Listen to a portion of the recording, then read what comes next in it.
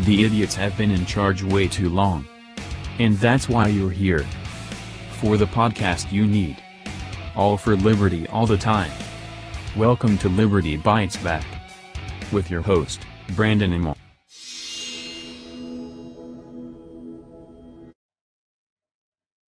Freedom of speech is one inalienable right that every human is born with. Without freedom of speech, there is no liberty. It has been taken away, for you can't even speak of it itself, except in the tyrannical order way of controlled speech, a broken and similar tyranny, as warned by 1984.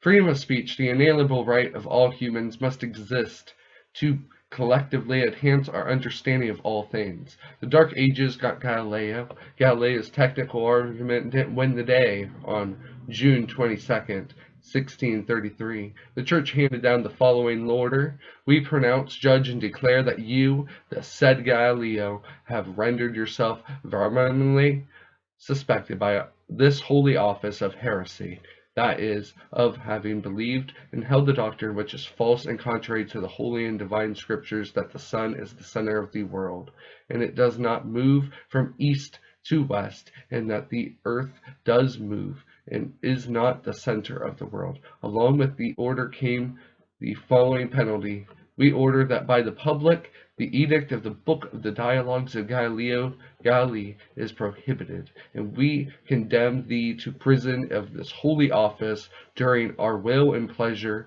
and as the solitary penance we enjoin on thee for that for the space of 3 years thou shalt recite once a week the 7 penitential psalms." Galileo agreed not to teach the heresy anymore, and then he spent the rest of his life under house arrest.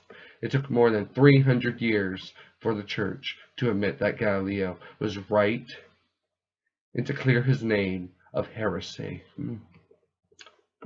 Now, along with the order came the following penalty: "We order that by the public edict of the Book of Dialogues of Galileo Galilei be prohibited, and we condemn thee to the prison of this holy office during our will and pleasure, and as a solitary penance we enjoin on thee that for the space of 300 thou shalt recite once a week in 7 penitential psalms."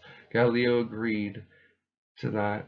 The Dark Ages, that ruined many free speech arguers at the time. It made it censor. More cruelty would even make the governments cut the tongues out of the mouths of the freemen, stealing their liberty away.